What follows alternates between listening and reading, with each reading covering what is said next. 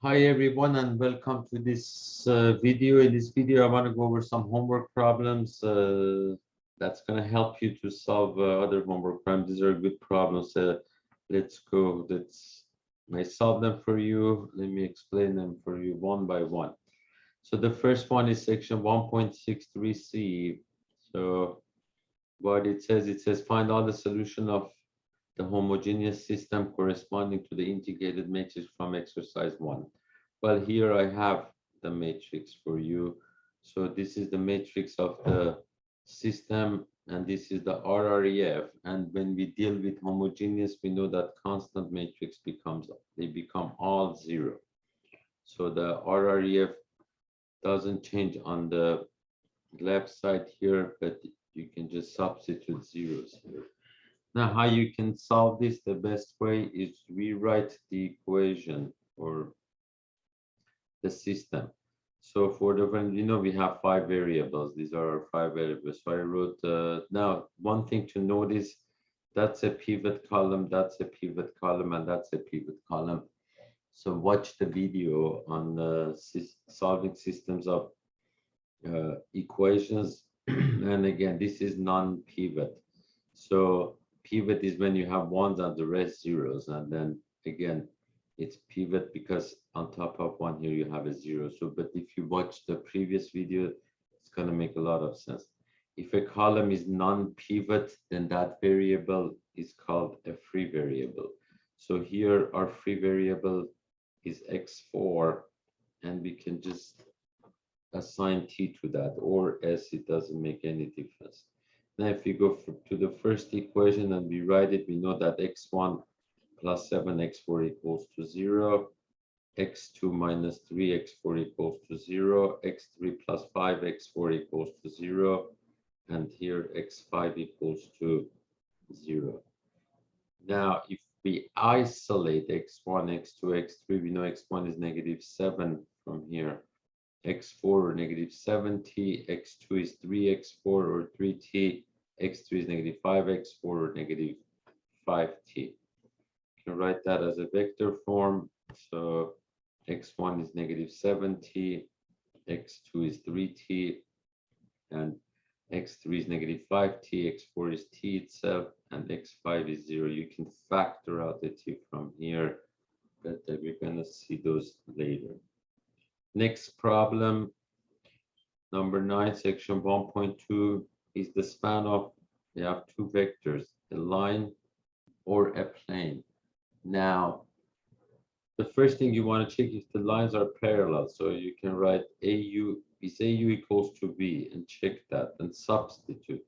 8 times 4 minus 10, 6, is that equal to B right here? So 4a equals to -6, -10a equals to 15, and 6a equals to -9.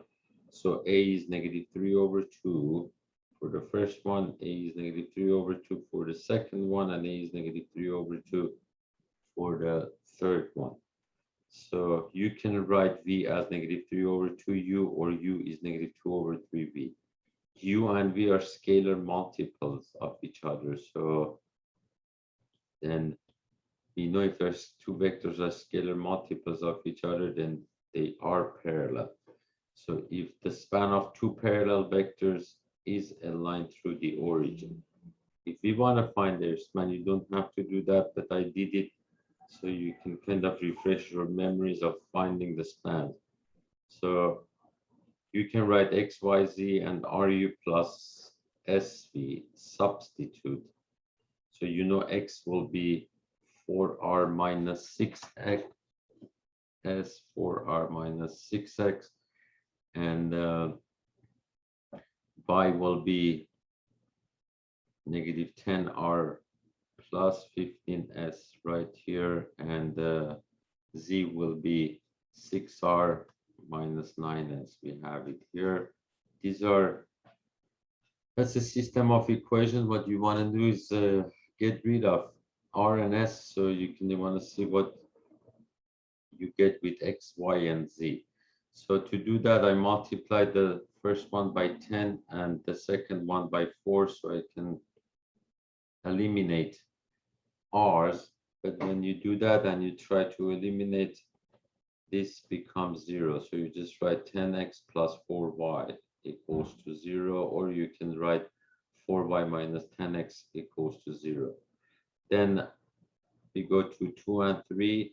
If you multiply by 6 and 10 to eliminate the r's, and same way. So you're left with 6y plus 10z, and that is, if you add those, you get 0. So the equation you get is 6y equals to 10z, or y equals to negative 5 over 3z. So now we know these two are y's. If you put them equal to each other, you get x equals to 2 over 3z. And I number them 1, 2, 3, because from 1, we know x over 2 is a z over 2. You can write it like that. From 2, y over negative 5 is z over 3. And from 3, y over negative 5 is x over 2. So basically, these are all the same. So you can write it like that. And we know these are the symmetric equations of a line. So if we just find the span of u, I wanted to do that also. The span of u, you can write that at x, y, z equals to t times 4 minus 10 and 6. That's pretty easy and straightforward. X equals to 4t, y equals to negative 10, t, and z equals to 60. Isolate t in all of them, so they're all the same. So you get x over 4 equals to y over negative 10 equals to z over 6. And you get, if you simplify, you get x over 2 equals to y over negative 5 equals to z over 6. Basically divide all the denominators by 2, and what we get is the same thing. These were the span of the two vectors, and this is the span of the single vector u. If you find the span of b, you are going to get the same thing. So basically it's a line through the origin. Number 13, 1.2, let's suppose u has this component, is a non-zero vector in R2, show that the line, the else, which is the span of u, that span of vector has the Cartesian equation x equals to 0. In other words, L is the y-axis. So then it says do the same thing with u equals to a0, but one of them is enough. Span of u is span of that vector. So you can write xy equals to t0 b, so times the components. So we know x equals to t0, so x equals to 0. We got that. And y equals to tb, but what is tb? tb is just a number. So you can just say that's a constant. So you can put y equals to 0. So therefore, x equals to 0. You know that that's the y-axis, and y can be any number. So you can say the span of 0b in R2 is the equation x equals to 0. You can do the same thing with this one. You'll find y equals to 0 is the answer. Number 15, 1.2 says suppose u, v, and w are non-zero vectors in R3 where u and v are not parallel to each other. The span of u is the plane pi 1. We know that this is the symbol for it in R3. Suppose also that w is not on pi 1. Prove that w cannot be parallel to u or to v. And I want you to see what happens. First of all, the axiom of a plane says that if u and v are vectors in R3 that are not parallel, then the span of your uv is geometrically a plane pi in the Cartesian space that passes through the origin. So if you have watched the recordings on spans of vectors, if you have two non-parallel vectors in R3, then the span of those vectors is going to be a plane.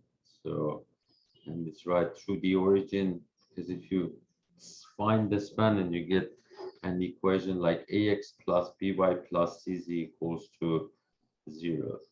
then you can say is in span of, another way of writing that, span of UV if and only if AX plus BY plus CZ equals to 0. Now let's get, I generally solve this problem, prove that W cannot be parallel to U or to V.